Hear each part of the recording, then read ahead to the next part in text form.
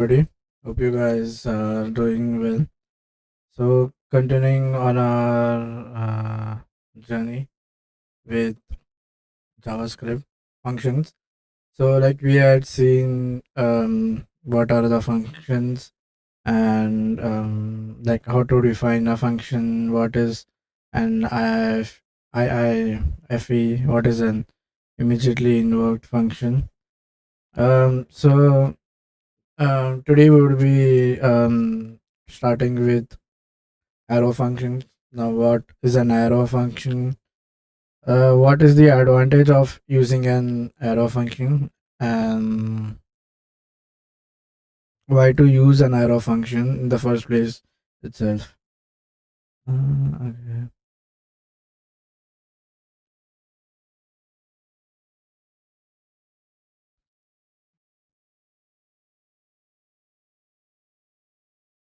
Now, in ES6, you can define functions using a very compact syntax. This is known as arrow functions. The syntax is the reminiscence of mathematical notation and uses an arrow to separate the function parameters from the function body. The function keyword is not used, and since arrow functions are expressions instead of statements, there is no need for a function name. So we said in previous, right, there is no need for a function name when you use an expression. The general form of an arrow function is a comma separated list of parameters in parentheses, followed by the arrow, followed by the function in function body in curly braces. So let's write some code here. So now we are going to deal with arrow functions. So the first so let's like how to write a arrow function. So you do const uh,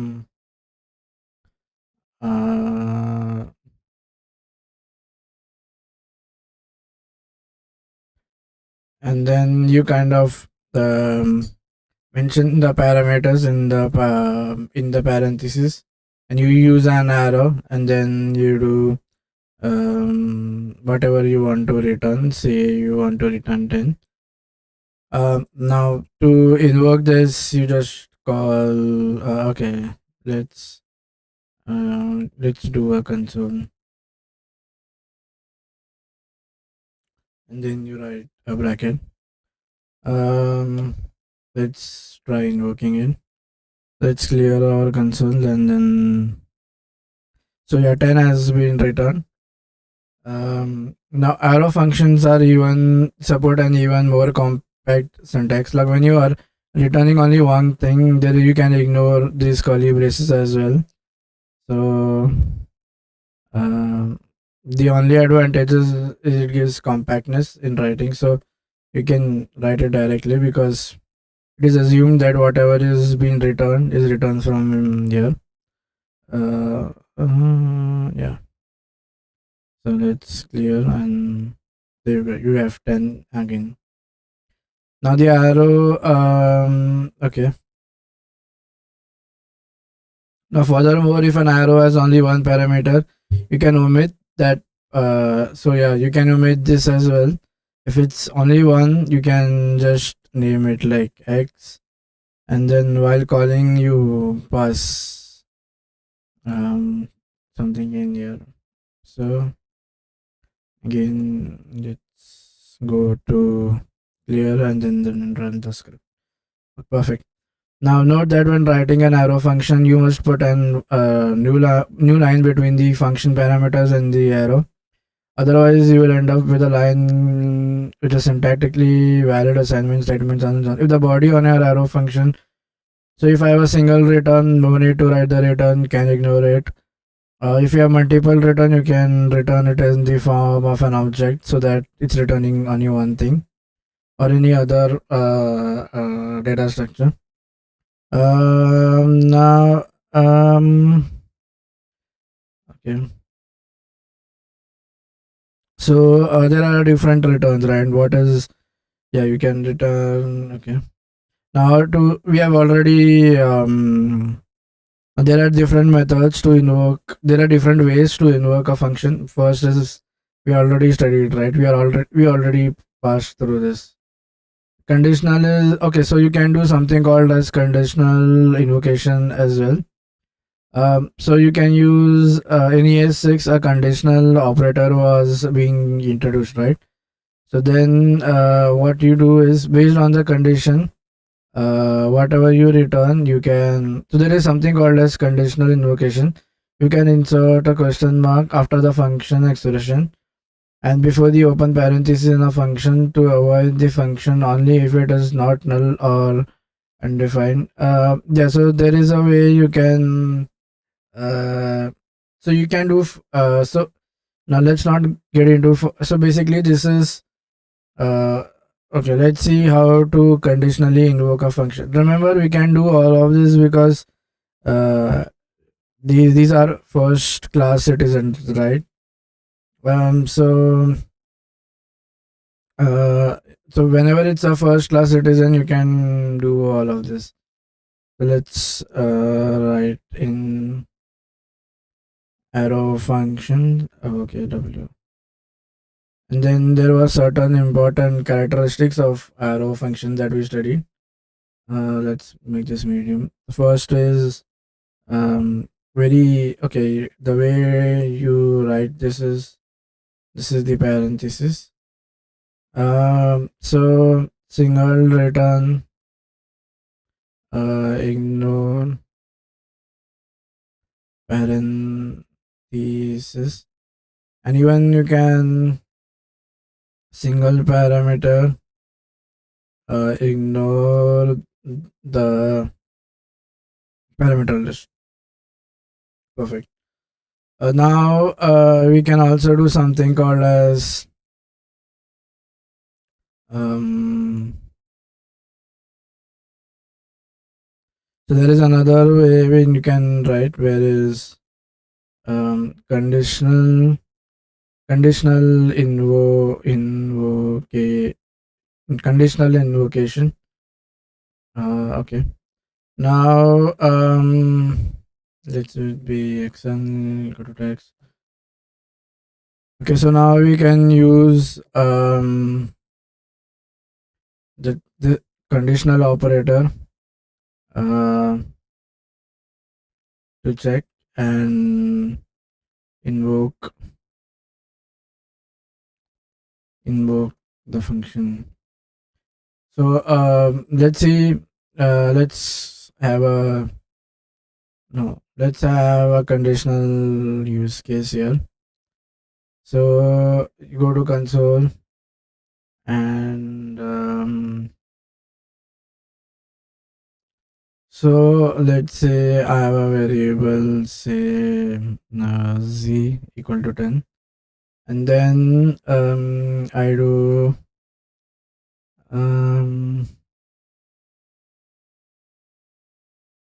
okay. So let's invoke this and say z not mm, when this is not null and when this is not defined as well, or when it is.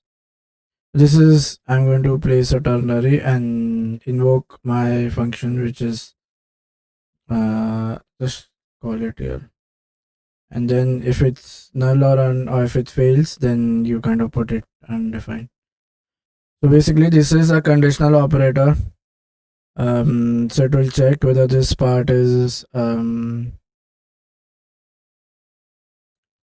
if it is not null or undefined. If it's satisfying both, then the sum will be invoked, else you'll get an undefined. So let's clear the console and run. Now Z is saying 10 is not a function, so he's saying uh, mm, let's check what is happening here.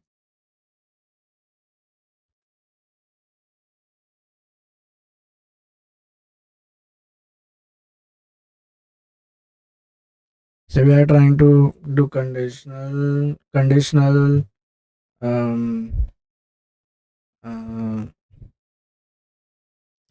Yeah, so it's like an if statement, correct? I haven't done the optional chaining, so if it's uh then is not a function. Why?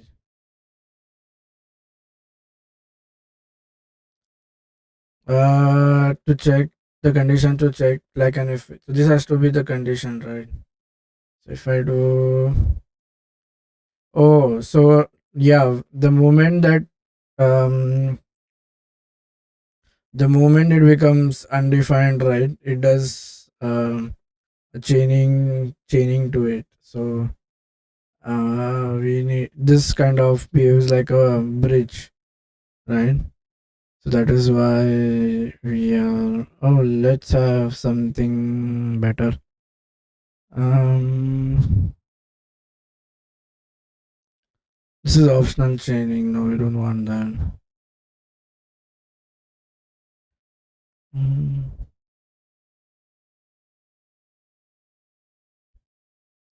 Okay, you can. You know what? Okay, I got what. So this is. Don't call the function. Um, let's have this assigned to some variable. So I say well, variable. Let's and then let's do a console dot log of this variable. So we print variable. This you okay, you clear the console here, and so yeah, right now it's returning a function. What if I call this function right now? So I guess it's, oh yeah, so this 10 is getting returned here. The other way would be, just put it in console dot log and wrap it around so that now if you do clear and run it. Oh, this is undefined, right? Variable less. Yeah, let's get rid of the. Yeah, this 10 is already printed here if you see. Uh, this is one way of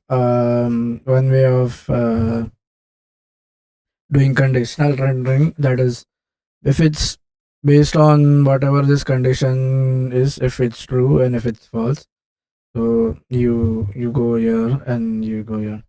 There is one more method called as optional chaining. Now optional chaining, what it does is, so if on the left hand side you with something it's null or undefined, then this kind of acts like, if it's not null, if it's not null or undefined, it kind of acts like a bridge and will stick to the object. So so let's look at one example. So the best will be to have an object here. An object is basically a key value pair, right? So, and inside this key value pair, what we can do is, we have a name, and instead of referring it to a string, let's refer this to some, I don't know, yeah. So I guess it's good right now.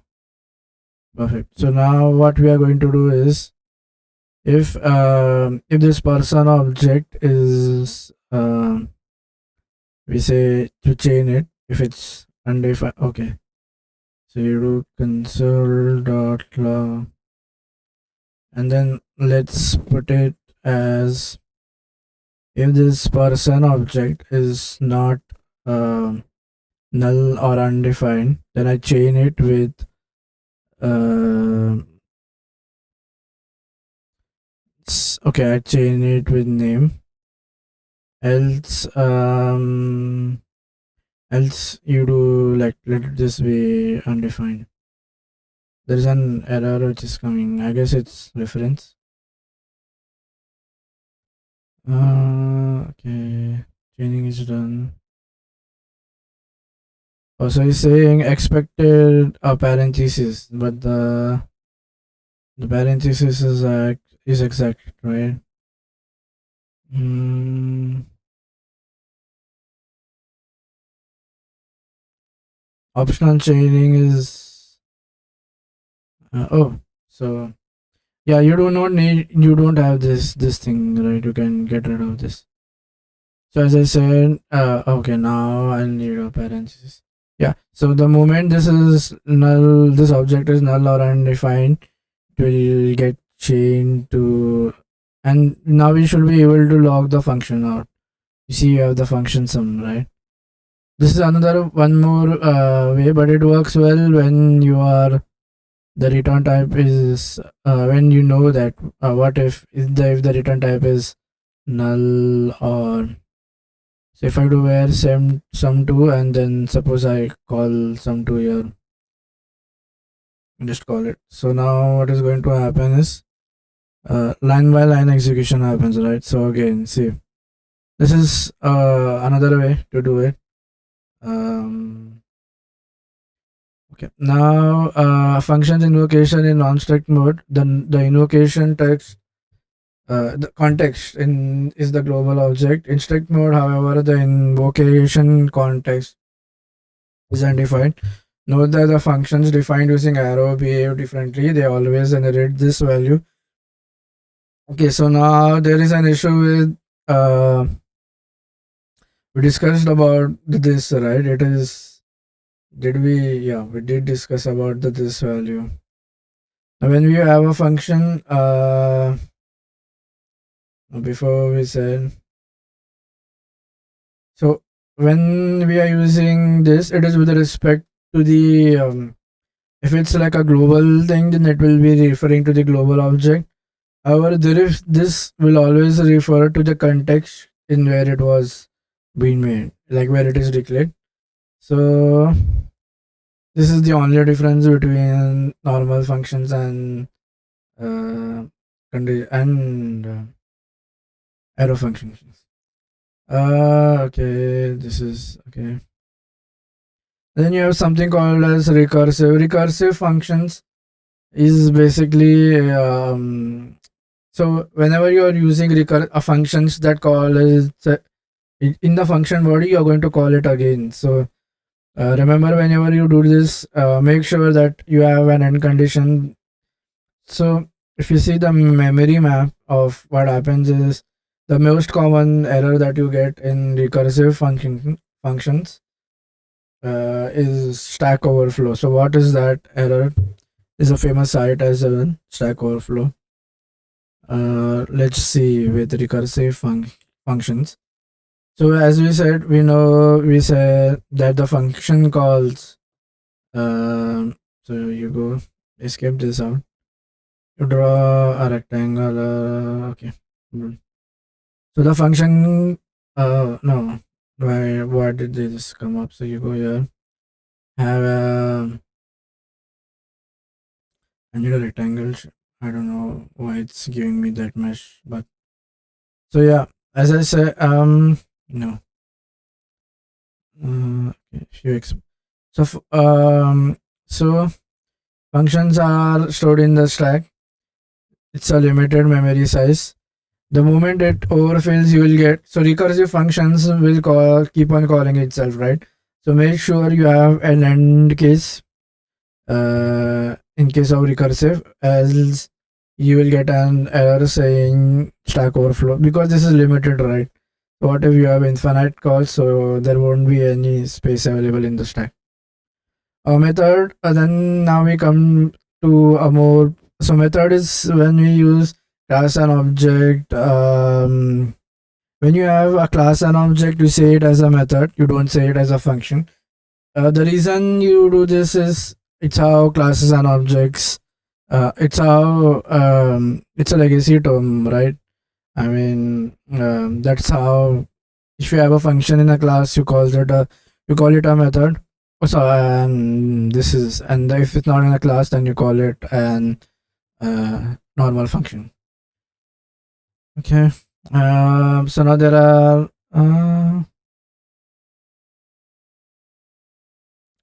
Okay, methods. So even in object, you will say it as a method.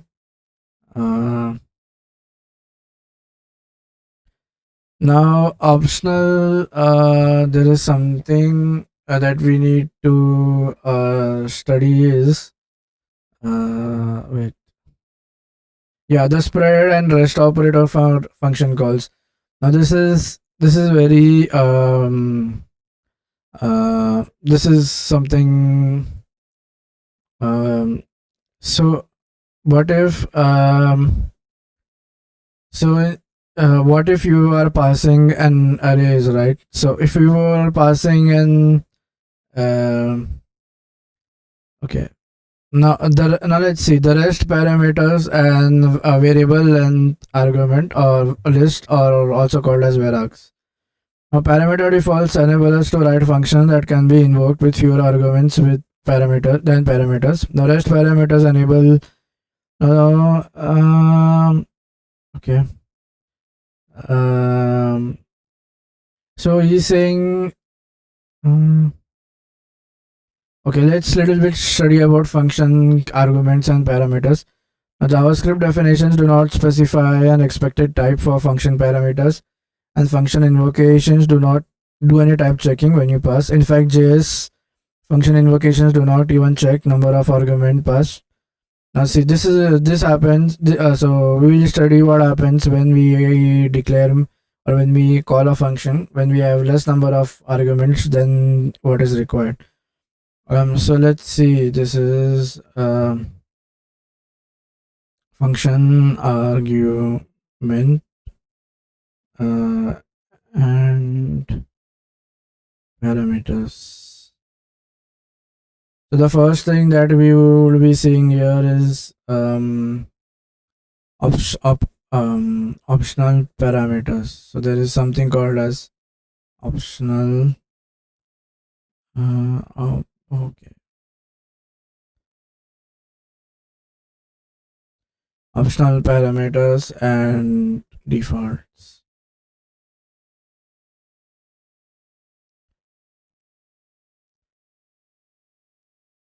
When a function is invoked with a fewer argument than declared parameters, the addition parameter whatever are there, they are made to set to their default value, which is normally undefined. It is often used to write functions that some arguments are optional. Following, let's see an example. So, what if we have a function and while calling, we don't pass in the exact number, instead, we pass less than what we mentioned. So, doing this, what will happen is the remaining parameters will get initialized to default value. Um,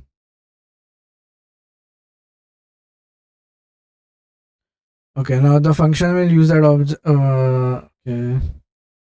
Now, when designing function with optional arguments, we should make sure that to put the optional. So always, it cannot be the first one that is omitted, else you get an error. In ES6, we can define our own default values, so this is basically what happened to previously. So let's see some code example here. So suppose I define a function that takes in two parameters. So let's have this optional parameters, and then let's have two variable, right? So let's say this is x and y. These are locally scoped, right? So now I do return just print console.log and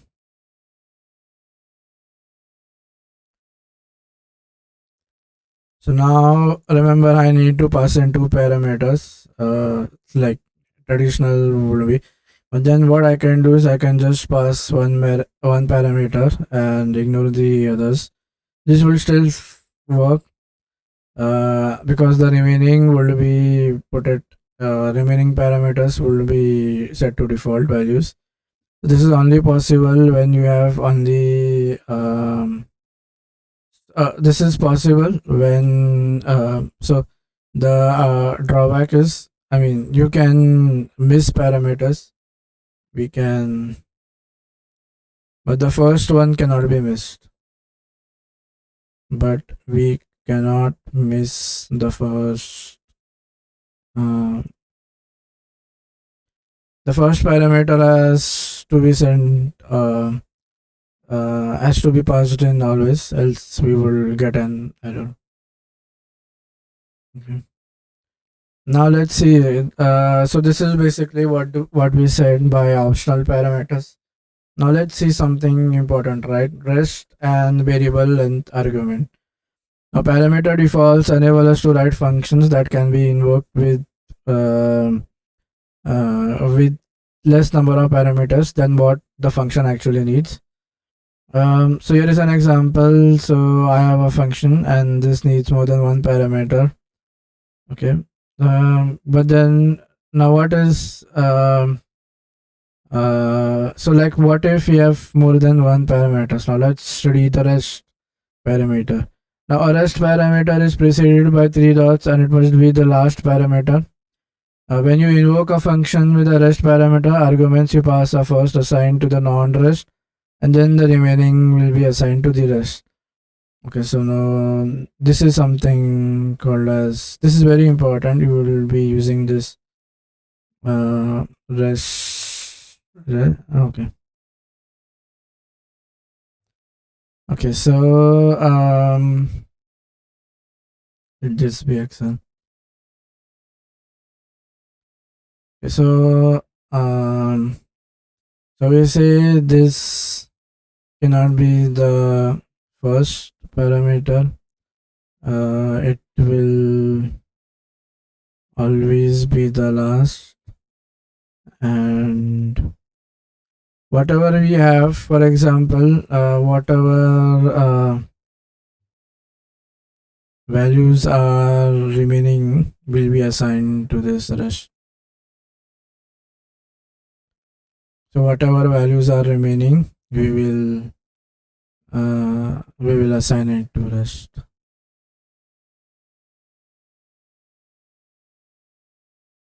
Okay. Now don't confuse the rest parameter with a spread operator. Now these are two different things. Remember, one is for packing, one is for unpacking. And now the argument object.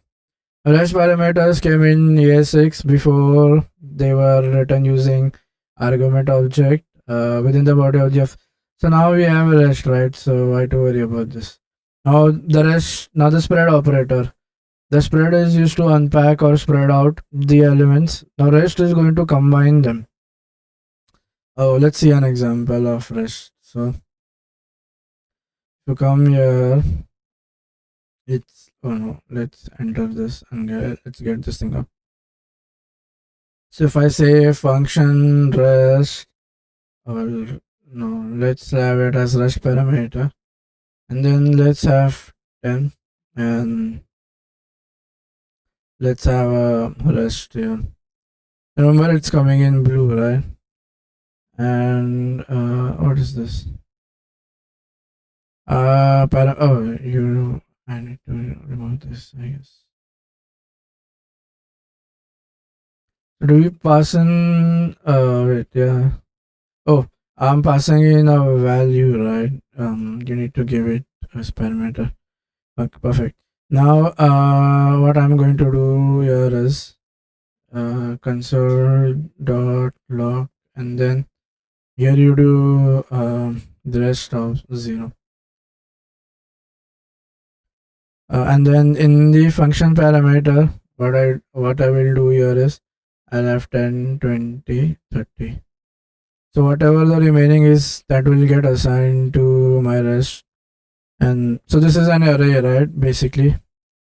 And at the 0th location, I'll have 10 and 20. So similarly, you can you can spread the array. So for example, what if you have something like 1, 2, 3, 4, and now you want it to be unpacked during the function call. So you come here, you do rest parameter, and you don't want to mention, so just you do a spread.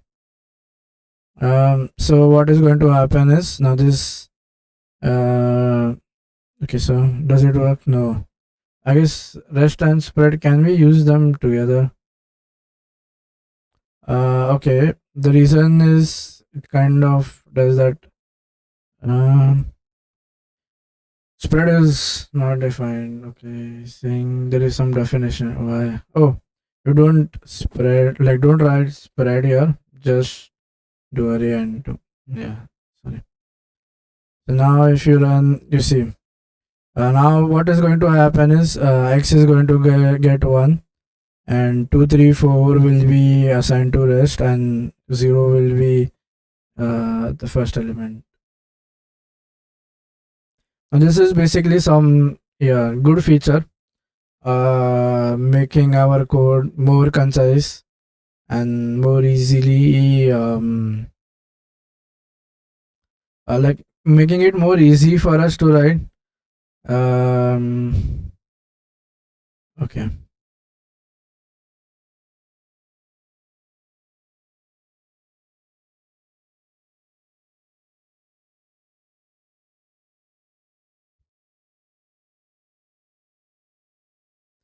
Now, one thing that we want to see is, what do we want to see? What do we want? Okay, come. There is some important feature, right? You can do destructuring on the fly. Now, this is with respect to, uh, you can do unpacking. Um, uh, yeah, you can destructure them into variables, right? Mm.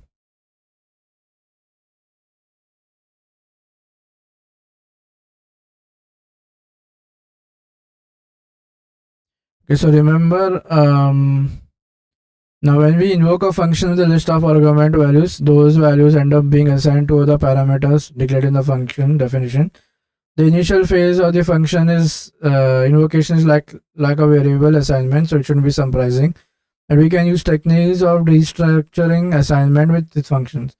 If you define a function that has a parameter name within the square brackets, you're telling the function to expect an array of values to be passed for each pair of square brackets. As part of the invocation process, the array arguments will be unpacked into individually named parameters. As an example, suppose we are representing 2D vectors as array of two numbers, where the first element x is coordinate and the second is y. And the code would be easier to understand if we destructured the two vector arguments more easily. What is it doing?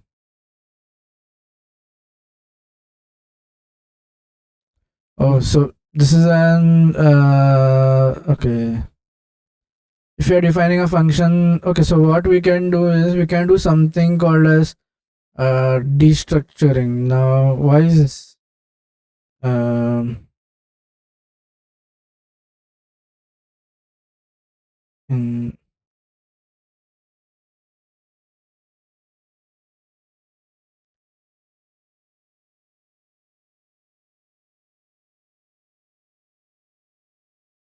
we can unpack values. It's a flexible and dynamic. Uh, the reason we can do this is everything is object oriented, right? So you can directly destructure on the fly.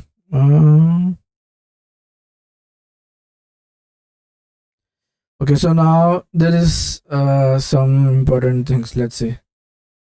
Okay, so now the rest. So then we have something called as the. We said we have, like rest. We have spread as well, right?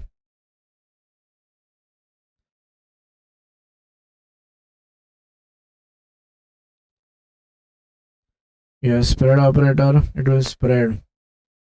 So it's basically three dots. So you come here and then. So it is. Let's have a text. Click here.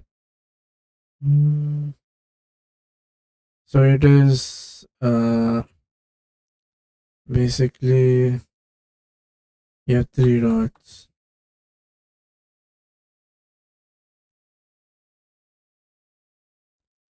So this is how it is going to work. This will destruct. This will spread array into individual variables. Now there is something called as destructuring and structuring. So remember, arrays and objects are first class citizens, right? So hence this destructuring is possible.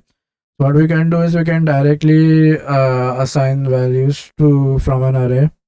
So suppose if I have an array, this is 10 and 20, 20, 30.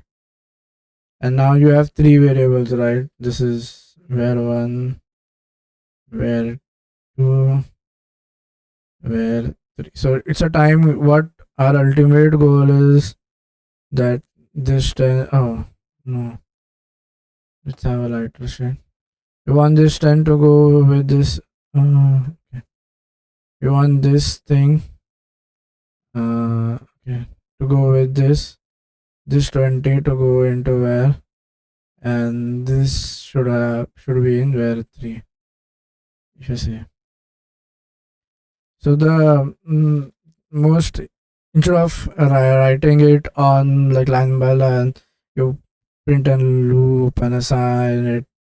That is a little bit tasking, right? So what we can do is you can just do destructuring.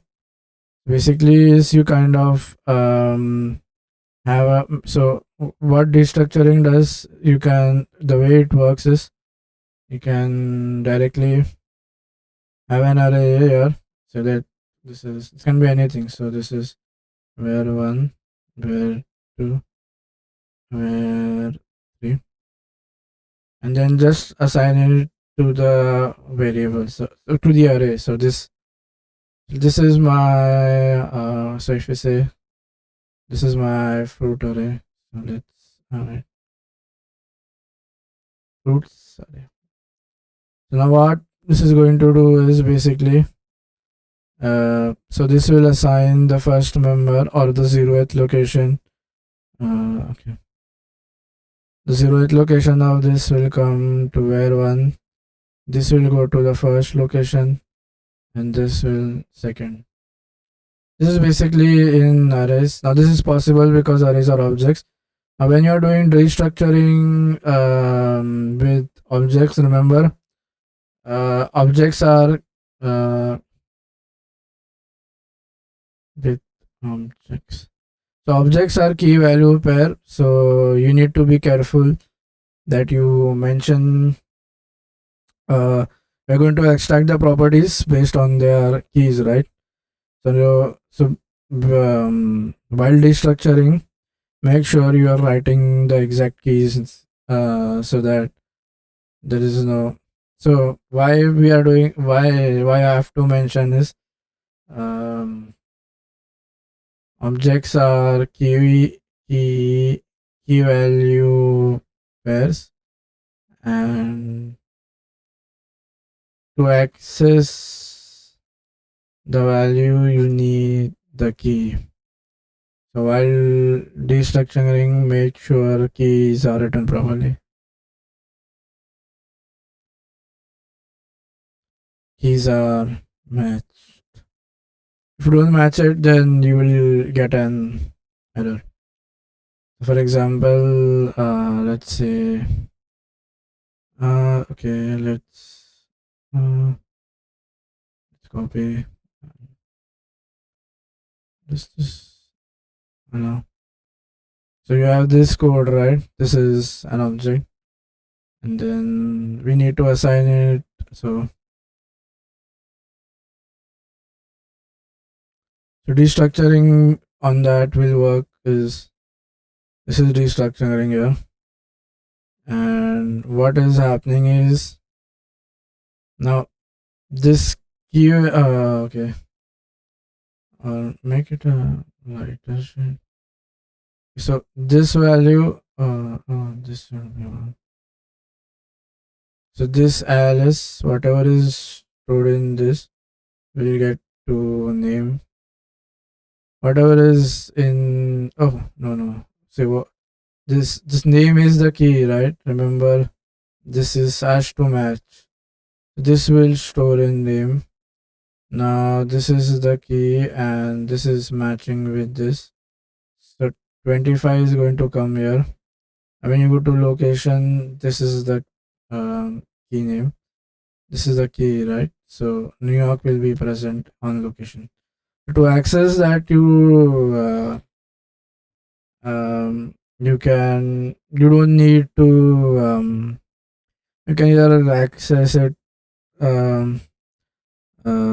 when you do is you can directly you can directly access it using a name. So now name will have this Alice. Yeah, that's it. So let's come here, and so then it creates a new object with these keys, I guess.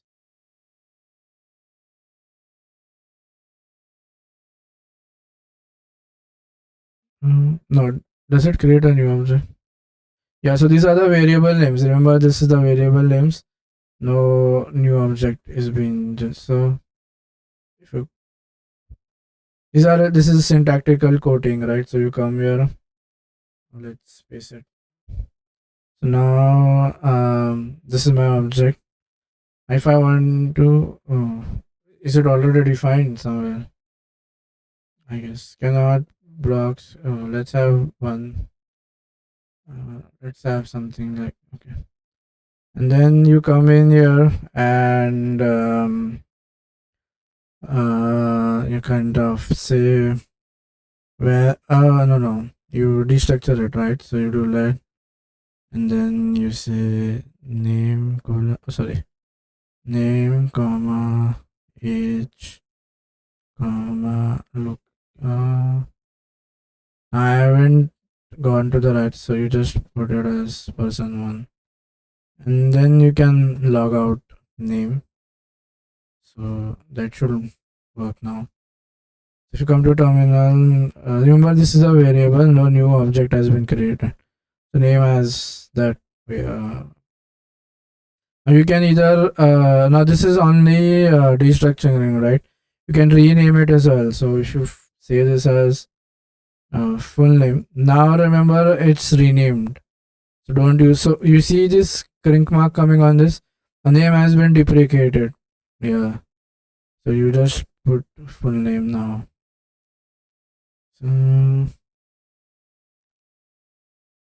So using this you can rename as well. So let's the variable will be because this has to be the same as the key so that it understands which key is related to which value because it's an object, right? So this one paste. So this is basically this mechanism is like renaming. If you highlight this is called as renaming.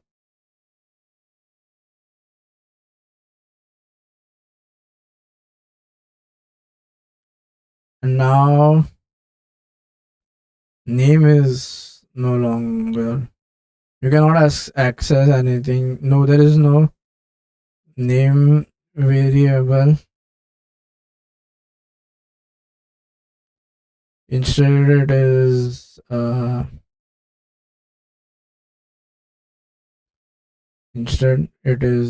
full name. Let's have it in colon. Perfect. Oh no, don't save it. Yeah, this is basically an ease to an ease in that helps in writing code.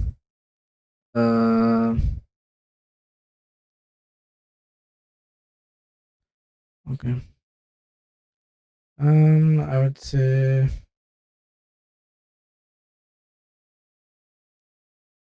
yeah, that's all for this lecture. See you guys in the next one. Next one we'll talk about closures and little bit more about function bindings. That's all for this lecture. See you guys in the next one. Till that time, take care. Bye bye.